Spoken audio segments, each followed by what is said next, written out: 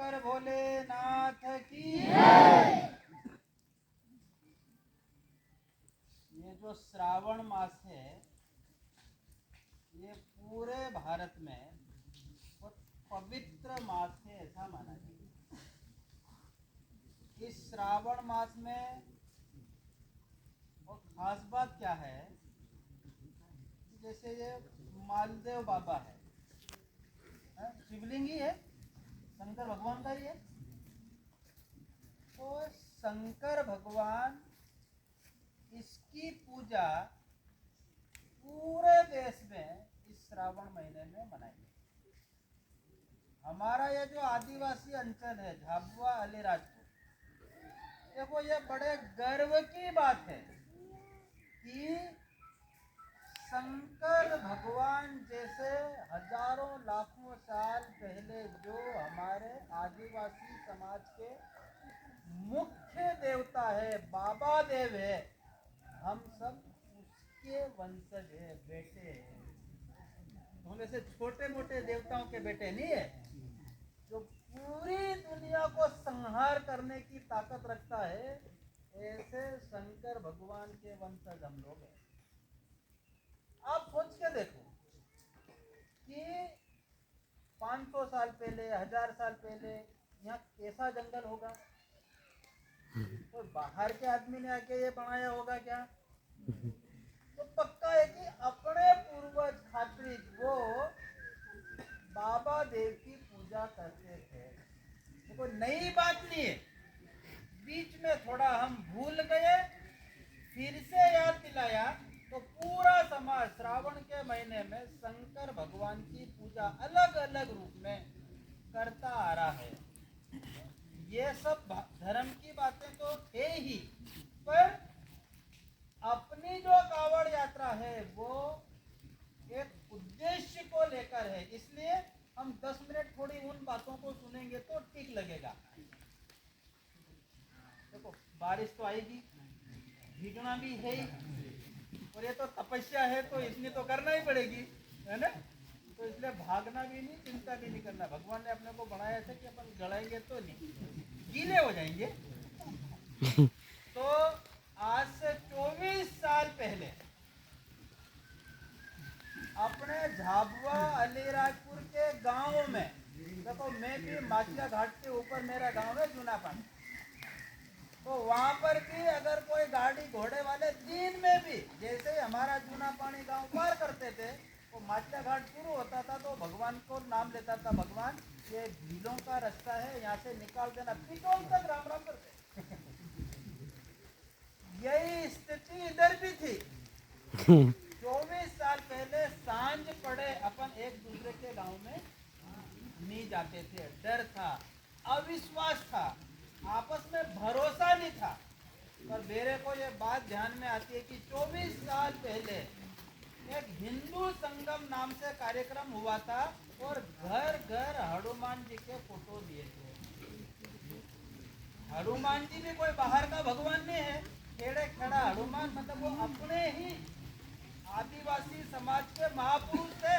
पूरी दुनिया भी उसको पूजती थी, अपन आदिवासी भी पूछते थे, बस फर्क इतना था कि फोटो नहीं देखा था, इससे ज्यादा कोई नई बात नहीं। तो तब से यात्रा की शुरुआत हुई कि हनुमान जी के फोटो बांटे गांव गांव में। आपको ध्यान में होगा झाबुआ और अलीराजपुर में 1231 शिवलिंग बाबा देव की स्थापना करी, 1231 गांव में। वो बहुत बड़ा कार्यक्रम होगा। वनांचल सशक्तिकरण वर्ग नाम से कुछ कार्यक्रम करे, तो वनांचल सशक्तिकरण वर्ग वो बहुत महत्वपूर्ण बात है। महत्वपूर्ण बात क्या है कि अपने झाबुआ अलीराजपुर के गांव गांव में 25-30 प्रकार के दुख है, समस्याएं हैं। वो कैसे दुख है? देखो पहले जंगल बहुत था, अब जंगल धीरे धीरे बढ़ रहा क्या घट रहा है? घटता जा रहा है। जमीन बढ़ रही है क्या घट रही है? घटती जा रही है। जानवर बढ़ रहे हैं क्या घट रहे हैं? नौकरियां बढ़ रही है क्या घट रही है? तो सब देखा जावे तो झाबुआ के गांव गांव में ऐसे 25-30 प्रकार के दुख हर गांव में है। तो हमने सबने मिलकर ये सोचा कि ये दुख दूर कैसे होंगे, कर्जा दूर कैसे होगा, लड़ाई दूर कैसे होगी, दहेज दूर कैसे होगा, आपस का जो प्रेम खत्म हो गया वो कैसे बढ़ेगा, वो पूरा झाबुआ अलीराजपुर धीरे धीरे सुखी कैसे बने। देखो यार, ये जो बड़ी उम्र के लोग हैं इनकी तो जिंदगी हो ही गई है, तो जैसे मेरी 45 साल की उम्र हो गई तो आधी उम्र तो हो ही गई है।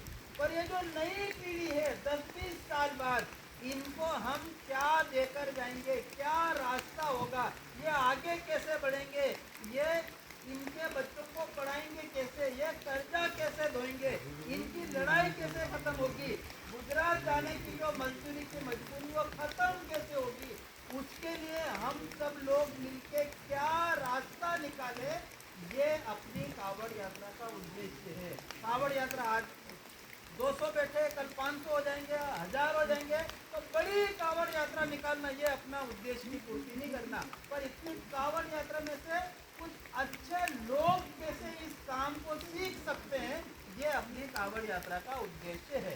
तो 2000 से लेकर 2012 तक 12 साल तक ऐसी सब बातें हमने पूरे झाबुआ अलीराजपुर जिले में करी।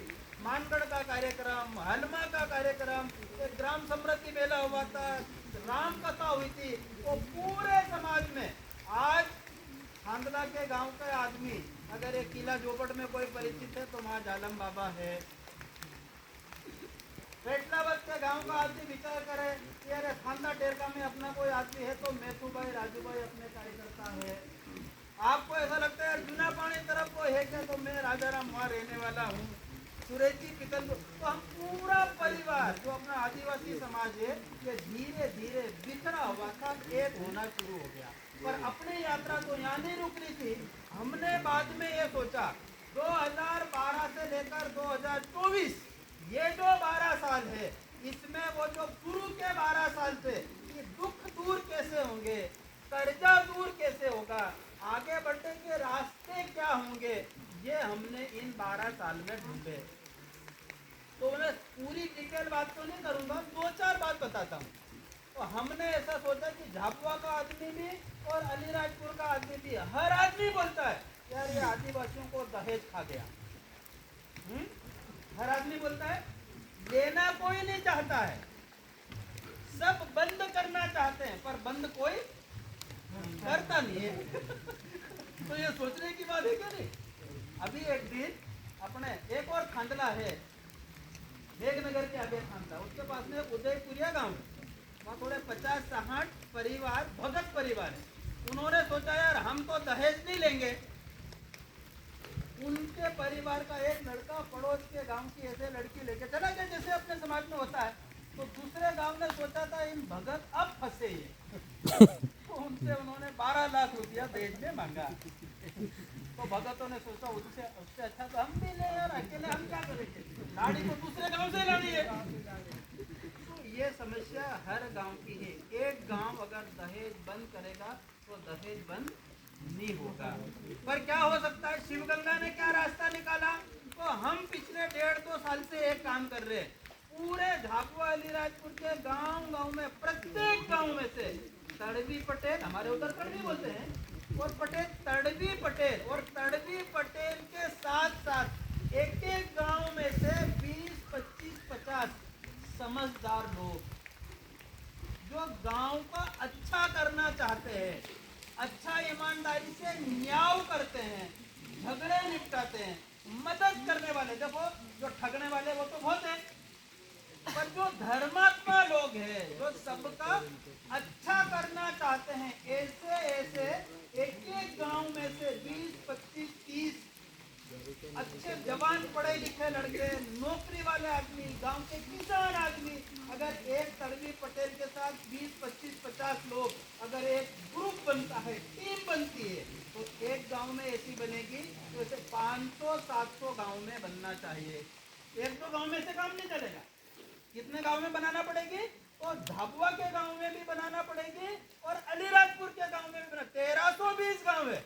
अगर ये 1320 गांव और एक एक गांव में से 20-20 आदमी लिए तो कम से कम दोनों मिलके 25-30 हजार लोग होते हैं, बहुत ज्यादा नहीं चाहिए। अपनी जनसंख्या तो 22 लाख है दोनों जिलों के मिलके। इस 22 लाख में से कितने चाहिए, 25-30 हजार लोग चाहिए।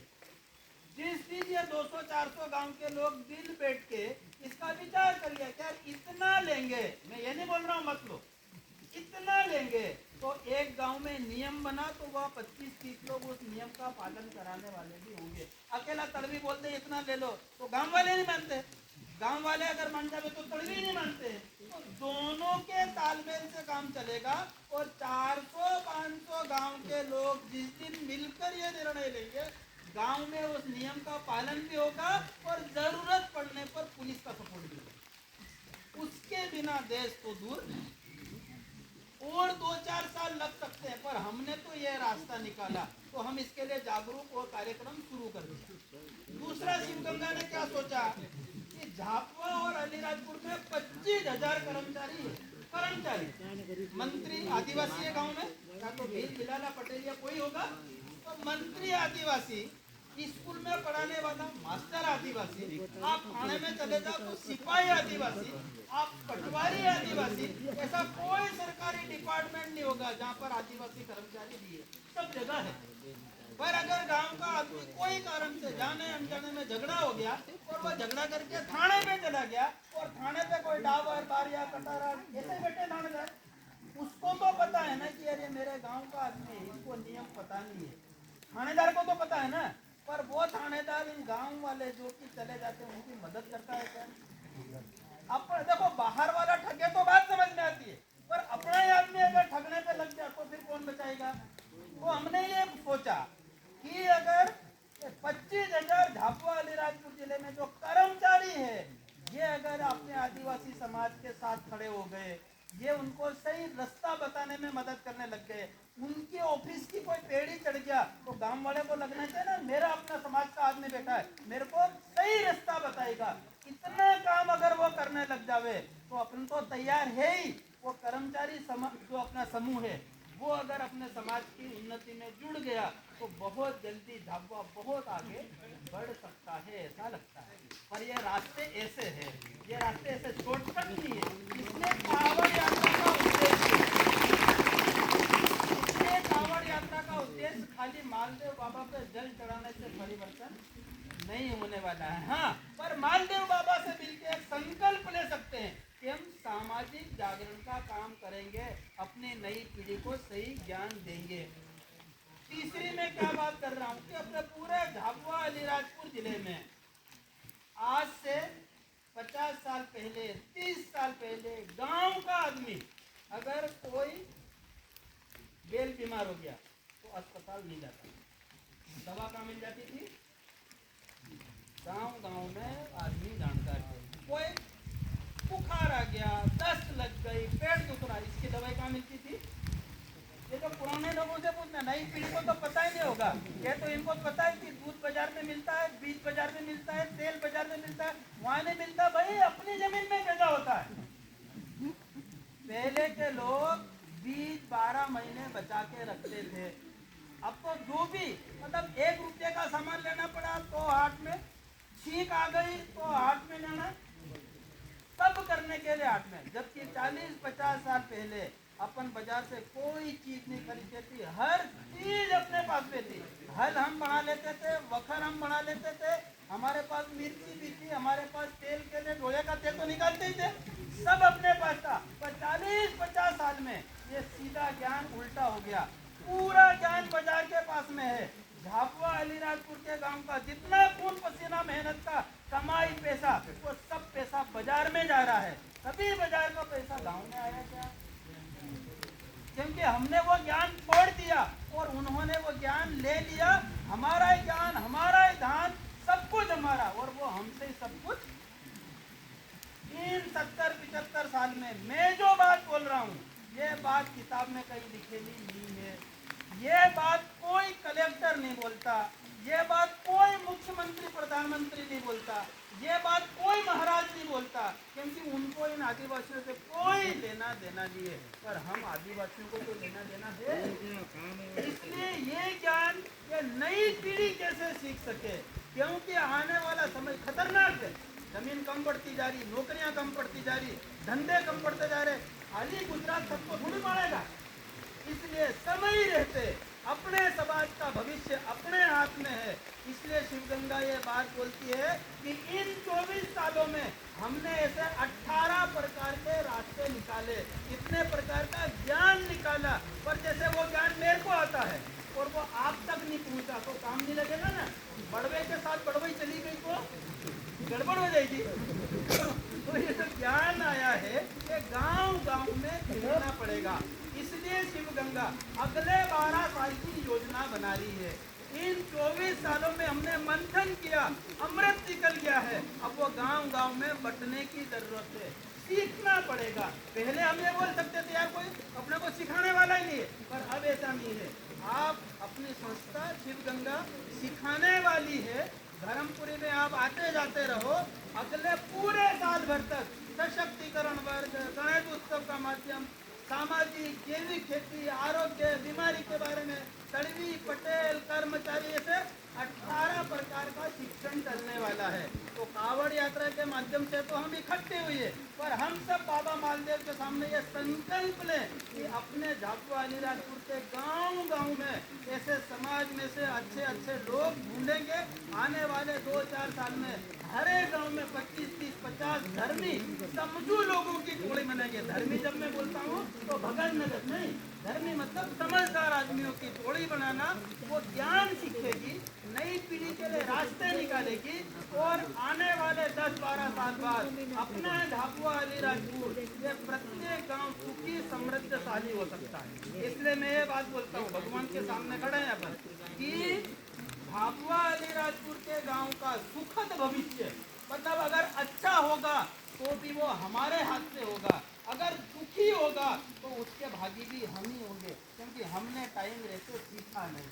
इसलिए भगवान तो आशीर्वाद दे रहा है, मेहनत, पुरुषार्थ और सीखना ये तो हमको ही करना पड़ेगा।